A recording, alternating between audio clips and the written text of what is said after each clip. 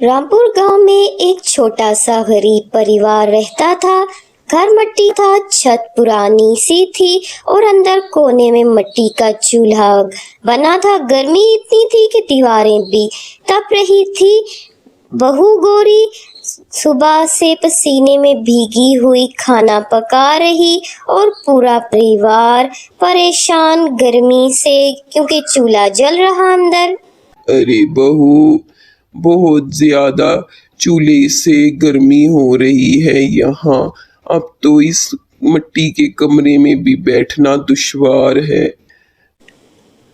बहू, सच में तेरे ससुर बिल्कुल ठीक कहते हैं। यहाँ अंदर चूल्हा जल रहा है, इससे तो इस छोटे से कमरे में और गर्मी हो रही है। ऐसे ही गौरी अब अपने परिवार की परेशान हालत देखती है, इसलिए उससे रहा नहीं जाता उनकी परेशानी देखकर, और वो कहती है, अच्छा ठीक है बाबूजी, माँ जी, आप दोनों को और चिंटू को भी बहुत गर्मी लग रही है।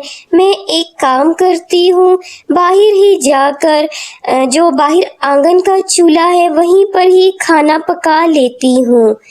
अब गौरी अपने परिवार को परेशानी ना हो इसलिए आंगन में बने मिट्टी के चूल्हे पर खाना बनाने लगती है, लेकिन आंगन में इतनी ज्यादा तेज धूप थी, गर्मी की तपिश थी, जिससे कि गौरी की तबीयत खराब होती है, उसे चक्कर आने लगते हैं। ये देखकर गौरी का बेटा भागता हुआ परेशान हालत में आता है। अरे माँ, माँ आपको क्या हुआ? माँ आपको गर्मी से चक्कर आ रही है। दादी, दादाजी जल्दी बाहर आइए, देखिए माँ को क्या हो रहा है। आवाज सुनकर दादा दादी भी गौरी के पास आते हैं और वो भी घबरा कर परेशान होकर कहते हैं, अरे बहू, रहने दे, अगर तेरे से खाना नहीं बन रहा, बहुत ज्यादा गर्मी है यहाँ आंगन में, तो इतनी धूप में तू बैठी खाना बना रही है, इसीलिए तुझे चक्कर आ गए। चल अच्छा रहने दे, हम पानी ही पी लेंगे।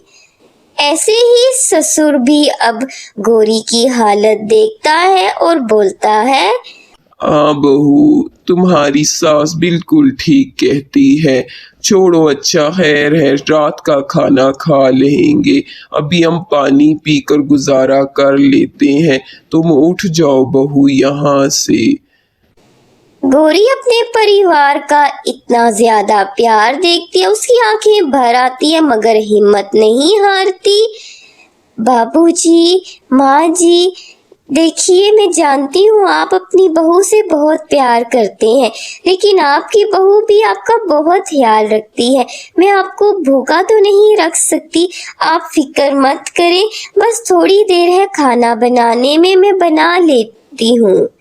अब ऐसे ही शाम का वक्त था, कुछ मौसम बेहतर हुआ तो चिंटू अपने दादाजी के साथ घर के पास ही बनी एक गुफा के अंदर जाता है, जो उनकी पसंदीदा जगह थी, क्योंकि यहाँ पर अंदर से मिट्टी की दीवारें जमीन थी, जिसकी वजह से यहाँ हर वक्त ही ठंडक रहती थी। अरे वाह दादाजी, शुक्र है हम अपनी फेवरेट जगह पर आए हैं। देखिए ना, बाहर गांव में कितनी गर्मी है, लेकिन हम दोनों जैसे इस गुफा के अंदर आते हैं, यहाँ पर कितना मजा आता है। दादाजी, अगर यहाँ हमारी रसोई हो तो। अरे हाँ बेटा, ये आइडिया तो मुझे पहले नहीं आया। देखो ना, बहू की तबीयत कितनी अक्सर खराब रहती है गर्मी से, तो ये गुफा तो घर के पास है, अगर हम यहीं पर अपनी ठंडी रसोई बना लें तो। ऐसे ही दादा और चिंटू दोनों बातें करते हैं, फिर वो कुछ देर जमीन पर बैठते हैं, क्योंकि मिट्टी की जमीन थी, उन्हें अच्छा लगता है। दादाजी, माँ को कहते हैं यहीं पर रसोई बना ले। देखिए ना, यहाँ की जमीन भी कितनी ठंडी है, यहाँ पर हमने लालटेन लगाई है जिससे रोशनी भी रहती है, और देखें दीवारें भी मिट्टी की है तो ठंडा भी रहेगा और ऐसे माँ की तबीयत भी खराब नहीं होगी। दादा चिंटू की बात सुनते हैं और अब उन्हें चिंटू की बातों में कुछ दम नजर आता है, इसलिए वो चिंटू की बातों को इग्नोर नहीं करते और घर जाकर सारे परिवार से चिंटू के इस आइडिया के बारे में बात करते हैं। उनको भी ये आइडिया कुछ हद तक बेहतर लगता है। ऐसे ही दिन गुजरता है। जब अगली सुबह आती है तो गौरी गुफा के पास से ही लकड़ियां बीनने के लिए जाती है तो उसे वही ख्याल आता है ठंडी रसोई का। तो ऐसे ही गौरी अंदर से गुफा को बहुत गौर से देखती है। काफी देर देखने के बाद अब गौरी गुफा के अंदर लकड़ियां उठाई जाती है। जब गौरी अंदर जाती है, अरे ये गुफा तो सच में अंदर से कितनी ठंडी है। शायद मिट्टी की जमीन दीवारें हैं इसलिए यहाँ पर इतनी ठंडक है। तो चिंटू का आइडिया कुछ सही है।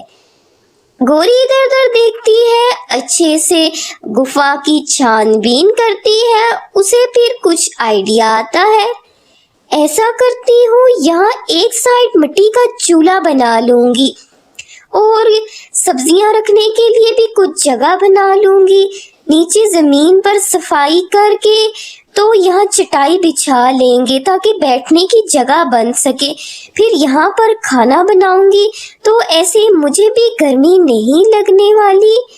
ऐसे ही अब गौरी ये सब सोचती है। फिर वो गुफा से बाहर जाती है और इस तरह कुछ देर बाद सारा परिवार जरूरत का कुछ सामान लेकर गुफा की तरफ अंदर चला जाता है। अंदर जाकर गौरी अपने पति के साथ गुफा की सफाई करती है। दोनों पति पत्नी गुफा में अच्छी तरह हर जगह झाड़ू लगाते हैं। सास मिट्टी का चूल्हा और कुछ एक शेल्फ बनाती है मिट्टी से ताकि कुछ चीजें रख सके। उसी शेल्फ को बड़े प्यार से चिंटू देखता है, उसे अच्छा लगता है। अब गौरी की वहां पर ठंडी रसोई और गुफा के अंदर ही घर बन चुका था। बिल्कुल वो घर की तरह वहां सेटिंग करते हैं और समय गुजरता है। गौरी और उसकी सास देखती हैं कि उन्होंने जो सब्जियां मिट्टी के शेल्फ के ऊपर रखी थी तो मिट्टी की ठंडक की वजह से वो एक दिन गुजरने के बाद भी वहां खराब नहीं होती, बिल्कुल सही थी। माँ जी देखिए, पूरा दिन एक गुजर गया लेकिन ये सब्जियां बिल्कुल फ्रेश लग रही हैं। इसका मतलब कि मिट्टी की ताजगी से और ठंडक से यहाँ पर सब्जियां भी खराब नहीं होती। वाह माँ जी, चिंटू का आइडिया तो बहुत ही बढ़िया है। सास भी ऐसे ही अब ठंडी रसोई और ठंडा गुफा का घर देख के खुश थी। अब वहां पर गौरी सबके लिए खाना बनाती है। उसे कोई पसीना नहीं आता क्योंकि गुफा अंदर से ठंडी थी। सारा परिवार पास बैठता है। फिर गौरी सभी को अपना ठंडी रसोई का बनाया हुआ खाना सर्व करती है। अरे वाह माँ, आज तो इस ठंडी रसोई की वजह से हमारे गुफा वाले घर में कोई गर्मी भी नहीं हुई। हाँ मेरे पोते, सच में मीरा की ठंडी रसोई में खाना बनने से कोई गर्मी ही नहीं लगी और गुफा की ठंडक इतनी है कि यहाँ हम रह भी सकते हैं आराम से। यहाँ बैठकर हम खाना भी खा सकते हैं। हाँ बेटे, सच में ये तो बहुत ही अच्छी जगह है। मैं और चिंटू अक्सर यहाँ आते थे लेकिन ऐसा ख्याल कभी नहीं आया कि हम यहीं पर रह लें गर्मी में। चलो भाई, अब तो मैं यहाँ से कहीं भी नहीं जाऊंगा। हाँ बाबूजी, आप ही नहीं बल्कि हम लोग भी कहीं नहीं जाएंगे जब तक गर्मी है, क्योंकि भाई गर्मी से तो बहुत परेशान है पूरा गांव। ना बाबा ना, हम तो कहीं नहीं जाएंगे। अच्छा ठीक है, अगर आप लोग कहीं नहीं जाना चाहते तो वैसे ये जगह बुरी नहीं है। हमने तो इसे घर की तरह ही बना दिया है। ये चटाई जो बिछी है यहीं पर सो जाया करेंगे। अब ऐसे ही पूरा परिवार उस चटाई पर आराम करता है। ठंडी जमीन थी, उनको अच्छा लगता है, समय गुजरता है। अब सारा परिवार मजे से उसी गुफा के अंदर बैठता है। गौरी का पति बाहर काम करता, पूरा परिवार अंदर बैठकर आराम से वक्त गुजारता है। गौरी अपनी सास के साथ बैठी आराम से ठंडी रसोई के पास ही बातचीत करती। चिंटू मजे से अपने खिलौनों के साथ खेलता। दादाजी जमीन की ठंडक की वजह से चटाई पर वहीं सोते। उनको अच्छा लगता है गुफा में रहना, समय गुजरता है। लेकिन एक दिन क्या हुआ, जमीन जो कि मिट्टी की थी, दीवारें भी गुफा की मिट्टी की थी, इसलिए मिट्टी से चींटियां निकलती हैं। चींटियों को देखकर चिंटू बहुत ज्यादा परेशान हो जाता है। माँ मुझे डर लग रहा है। माँ देखो ना, कितनी ज्यादा चींटियां आ गई यहाँ पर। माँ अब ठंडी रसोई का क्या होगा? माँ बड़े ही प्यार से चिंटू के पास बैठ जाती है और उससे सहारा देती है।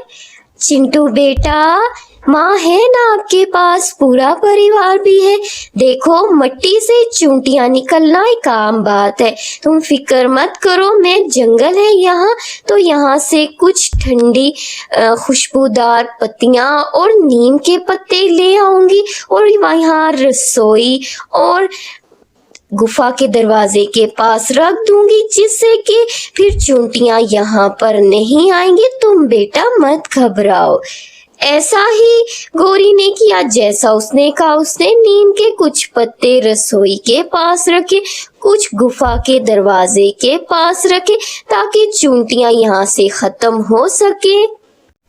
गुफा की जिंदगी अच्छी तो थी, लेकिन अब गुफा की जिंदगी में कुछ मुश्किलात भी आई। एक रात सारा परिवार बैठा कि कुछ अजीब आवाजें आई, जिसकी वजह से पूरा परिवार एकदम खामोश हो गया।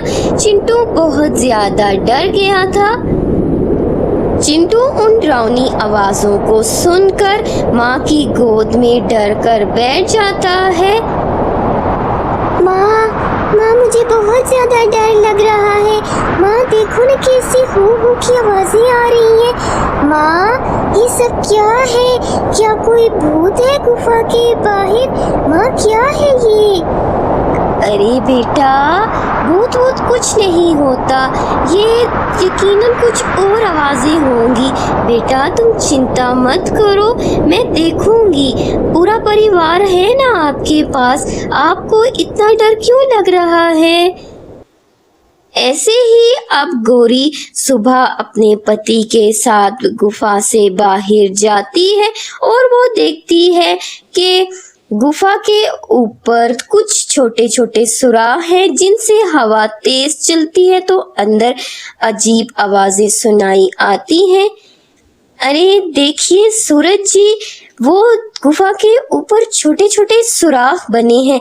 इन्हीं से जब तेज हवा बाहर चलती है तो हवा गुफा के अंदर आती है, इसीलिए हमारी गुफा में अजीब अजीब आवाजें सुनाई देती हैं। इन पर हम कुछ लकड़ियां और पत्थर रख के बंद कर देते हैं। ऐसे ही अब गौरी गुफा की उन सुराहों को लकड़ी पत्थरों से बंद कर देती है। और माँ ये तो बढ़िया हो गया। माँ मैं तो परेशान हो गया था कि कहीं हमें अपनी ठंडी गुफा की रसोई और गुफा वाला ठंडा घर न छोड़ना पड़े।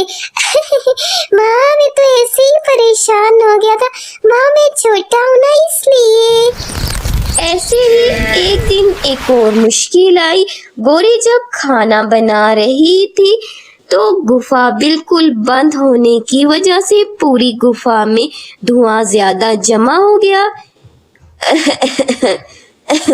अरे बहू, अरे बहुत ज्यादा धुआं जमा हो गया है गुफा के अंदर। बहू देख तूने इतना तड़का लगाया जोर से कि तड़के का सारा धुआं और खपन सी हो रही है, बहुत ज्यादा खांसी आ रही है। माँ मुझे भी बहुत ज्यादा गर्मी लग रही है और धुआं इतना है माँ कि मुझसे भी ठीक से सांस नहीं लिया जा रहा है। माँ कितना ज्यादा धुआं है यहाँ। अरे बहू, दरअसल गुफा बंद है ना, तो इसलिए यहाँ पर धुआं जमा हो रहा है, क्योंकि दरवाजा जो गुफा का मुंह है वो तो दूर है, तो इसलिए गुफा में तो धुआं जमा होगा ही। बाबूजी, मैं क्या करूं, मुझे नहीं पता था कि तड़का अगर लगाऊंगी तो उससे सारा धुआं और इतने ज़्यादा जलन होगी यहाँ पर। लेकिन आप लोग चिंता मत करें, हम अपनी रसोई ये ठंडी गुफा छोड़कर कहीं नहीं जाएंगे। मैं इसका भी कोई जुगाड़ निकाल लूँगी। यहाँ पर कुछ सुराख है, वहाँ पर एक पाइप लगा देती हूँ। अरे हाँ, ये आइडिया तो बढ़िया है। पाइप लगा देते हैं जिससे कि वो चिमनी का काम करेगा और इस तरह हमारी जो ठंडी रसोई है उसका सारा धुआं पाइप के जरिए बाहर निकल जाएगा। हाँ, तुम्हारा आइडिया बढ़िया है। कल जो सुराख देखे थे उन्हीं में से कहीं पर पाइप लगाते हैं। इस तरह सारा परिवार चिमनी में इंतजाम करता है चिमनी का, और इस तरह अब जो भी धुआं होता वो बाहर निकल जाता पाइप से।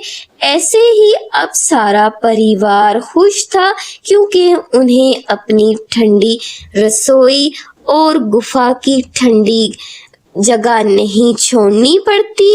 लेकिन एक दिन गौरी गुफा के दरवाजे के बाहर खड़ी थी। मौसम खराब था, बारिश होने का इम्कान था। गौरी परेशान खड़ी। अरे क्या बात है गौरी, तुम मुझे कुछ परेशान लग रही हो। ऐसे तुम यूं दरवाजे के बाहर क्यों खड़ी हो? चलो आओ अंदर चलते हैं। सूरज जी देखिए ना, मुझे ऐसा लग रहा है कि बहुत तेज बारिश होगी। अगर तेज बारिश हुई तो गुफा के जो मुंह खुला है वहां से सारा पानी हमारी गुफा के अंदर आएगा। अगर हम यहाँ पर नाली बना दें दरवाजे के पास तो कैसा रहेगा? अरे हाँ, नाली अगर हम बना दें तो जो भी पानी होगा बारिश का वो नाली के जरिए बह जाएगा और आगे की तरफ चला जाएगा। इस तरह से हमारी गुफा के अंदर बारिश का पानी जमा नहीं होगा। अच्छा चलो आओ, बारिश शुरू हो इससे पहले हम दोनों मिलकर नाली बनाते हैं। इस तरह दोनों पति पत्नी मिलकर एक दूसरे को बताते हैं किस तरह नाली बनानी है, और एक बांस के डंडे लेकर वो कुछ खुदाई करते हैं जिससे कि एक नाली बन जाती है। अब उनको चिंता नहीं थी कि बारिश भी हुई तो बारिश का पानी गुफा के अंदर आएगा। गौरी ने अपनी ठंडी गुफा का ये मसला भी हल किया। अब सारा परिवार मजे से अंदर बैठा था, लेकिन उन लोगों को गुफा के बाहर से कुछ जंगली जानवरों की आवाजें आई, जिससे कि चिंटू बहुत डर गया। पिताजी ये कैसी आवाजें आ रही हैं जंगली जानवरों की? कहीं ये कोई शेर तो नहीं होगा या कोई भालू? ऐसा ना हो पिताजी वो हमें खा जाए। पिताजी चलिए यहाँ से बाहर चलते हैं। अरे बेटा, तुम क्यों घबरा रहे हो? कुछ नहीं होगा। लेकिन बहू और सूरज, चिंटू का डर बिल्कुल सही है। कुछ भी कोई जानवर अंदर आ सकता है। मैंने लकड़ी का काम सीखा है। ऐसा करता हूँ कि सुबह मैं यहाँ एक लकड़ी का दरवाजा लगा देता हूँ। ऐसे ही अब गौरी का ससुर सुबह उठ के लकड़ी का एक दरवाजा बनाते हैं, जिससे कि वो गुफा के दरवाजे पर लगा देते हैं, जिससे कि अब अंदर किसी बात का डर नहीं। अरे देखो चिंटू, दादाजी ने आपके लिए दरवाज़ा भी लगा दिया और अब तो ज़्यादा अच्छा हो गया, क्योंकि मुझे भी कोई चिंता नहीं रहेगी। मैं काम पर रहूँगा तो आप पूरा परिवार, मुझे पता होगा कि अंदर सुरक्षित है। बाबूजी, आपने ये बढ़िया किया है। ये दरवाज़ा रात के लिए भी सही है और दिन के लिए भी बिल्कुल सही चीज़ है। ऐसे ही अब पूरा परिवार अंदर आराम से बैठा रहता है। उन्होंने अपनी गुफा वाली रसोई भी अच्छी बना दी, घर भी अच्छा, लेकिन फिर भी हर मुश्किल हल करने के बाद भी सास चिंता करती है। बहू, हमने अपनी इस गुफा की रसोई को भी अच्छा बनाया, जहाँ यहाँ कोई मुश्किलें थी वो भी हल कर दी, लेकिन हम जितना मर्जी अच्छा कर ले, ये गुफा सरकारी जगह में आती है। यहाँ पर सरकार का क्या भरोसा, अगर कभी इलाका बंद हो गया, कुछ भी हुआ तो हमें तो यहाँ से जाना पड़ेगा। तो बहू, हम यहाँ सारी जिंदगी तो नहीं गुजार सकते। माँ, आपकी बात बिल्कुल सही है, लेकिन चले मैं कुछ ऐसा करती हूँ, बाहर जो ज़मीन है वहाँ पर सब्जियाँ उगा लेती हूँ। कुछ टाइम सब्जियाँ उगेंगी तो वो बड़ी होंगी, फिर उन्हीं से आजकल टिफ़िन बनाकर लोग देते हैं इधर उधर दफ्तरों में, क्योंकि लोग ताज़ा खाना पसंद करते हैं। इससे हमारी कमाई होने लगेगी। हाँ बहू, देखो, कमाई होगी तो हमारे गुजारा अच्छा चलेगा। जब तक गर्मी है हम यहाँ ठंडी रसोई में रहते हैं, फिर जब सब्जियाँ हमारी उगेंगी, टिफ़िन सर्विस तुम्हारी चलेगी, फिर हाथ कुछ पैसा आएगा तो हम अपने घर में वापस जाएंगे, कुछ कूलर का इंतज़ाम ही वहाँ कर लेंगे। अरे वाह दादाजी, ये आइडिया तो बढ़िया है। फिर तो हमें यहाँ गुफा में रहने की जरूरत नहीं है, हम भी अमीरों की तरह वहाँ पर कूलर चलाएंगे। ये गौरी को पूरे परिवार का आइडिया अच्छा लगता है, इसलिए अब गौरी गुफा के बाहर ही सब्जियां उगाने के बारे में सोचती है। ऐसे ही अब पूरा परिवार गौरी की मदद करता है सब्जियां उगाने में। ससुर जमीन वहां गौरी को तैयार करके देते और चिंटू भी वहां जमीन में पानी देता है और सास भी कुछ काम करती, दोनों पति पत्नी भी बीज बोते हैं। ऐसे ही अब वक्त गुजरता है और कुछ समय बाद गौरी की मेहनत रंग लाती सब्जियां उग आती हैं, जिससे कि गौरी अपने वहाँ सब्जियों से ही अच्छा और बढ़िया खाना बनाकर सारे परिवार को खिलाती है, जो कि पूरे परिवार को बहुत पसंद आता है। अरे बहू, सच में देखो, ये ताज़ा सब्जियों का खाना है, ये तो बहुत ही बढ़िया है। बहू ठीक है, ऐसा करो, तुम अब ये खाना ज़्यादा बनाया करो। तो बहू, तुम ये फिर पास की दफ्तर में जाके लोगों को दे सकती हो। गौरी भी ये सब सुनती है, अब उसका दिल भी कुछ हद तक मुतमईन होने लगता है। हाँ बाबूजी, आपने ठीक कहा, यहाँ पर कुछ लोगों को खाने का मसला है, गांव है, कोई रेस्टोरेंट भी नहीं है इतने, तो मैं जाकर सबको फ्रेश सब्जियों का खाना जब दूंगी दफ्तरों और मजदूरों को, तो उनको अच्छा लगेगा, और जो मजदूर हैं उन्हें थोड़ा कम कीमत में दूंगी ताकि वो भी भरपेट खाना खा सकें। तो ठीक है, मैं अपनी टिफ़िन सर्विस शुरू करती हूँ। ऐसे ही अब गौरी दफ्तरों में और पास की कंपनियों में जाती है और वो दोनों पति पत्नी अपनी टिफ़िन सर्विस शुरू करते हैं। भाई साहब, ये देखिए, मैं टिफ़िन सर्विस का काम करती हूँ। सब्जियाँ जो मैं इसमें पकाती हूँ वो मेरे घर के बाहर ही लगी है, बिल्कुल फ्रेश ऑर्गेनिक सब्जियाँ हैं, आप इनसे खाना खाइए, ये सेहत के लिए बहुत पौष्टिक है। ऐसे ही अब वो कंपनी के बंदे पौष्टिक खाना सुनकर खुश होते हैं और इस तरह वो जब गौरी की ताज़ा सब्जियों का खाना बनाते हैं तो उनको अच्छा लगता है। ऑफिस का वो व्यक्ति खुश होकर गौरी को और भी ऑर्डर देता है। अरे देखिए, सच में आपके ये फ्रेश ऑर्गेनिक सब्जियों से बना स्वादिष्ट खाना तो बहुत अच्छा है। हमें तो यहाँ पर ज़रूरत थी कि कोई टिफ़िन सर्विस करे, क्योंकि रोज़ रोज़ कैंटीन का मसालेदार खाना हम नहीं खा सकते। तो ठीक है, मैं और लोगों को भी आपकी टिफ़िन सर्विस का बताऊंगा। ऐसे ही वो व्यक्ति दूसरे लोगों को भी बताता है गौरी की टिफिन सर्विस का, जिससे कि गौरी के ऑर्डर्स बढ़ने लगते हैं और गौरी के ताज़ा सब्जियों से बना खाना सबको पसंद आता है। इसी तरह अब उनकी ये टिफिन सर्विस अच्छी जा रही थी, जिससे कि उनके पास काफ़ी ज़्यादा अच्छी कमाई होने लगी। कमाई देखकर अब पूरा परिवार खुश था और ऐसे ही सूरज भी सोलर पैनल ले आता है, जिससे वो अपने घर लगा सके और बिजली के बिल की चिंता ना हो। और सोलर पैनल को देखकर अब पूरा परिवार बहुत खुश था। अब उनके परिवार में भी कूलर लगता है। सारा परिवार कूलर की ठंडी हवा के पास बैठा मजे से अपने घर में बिना किसी चिंता के बैठा था। अरे वाह बेटा, कितनी बढ़िया हवा है। सच में ये कूलर लग गया है तो मुझे तो बिजली के बिल की कोई चिंता भी नहीं है। देखो ना, क्योंकि हमारे घर में तो सोलर पैनल लग गया है। वाह, ये सब तुम्हारी टिफिन सर्विस का कमाल है।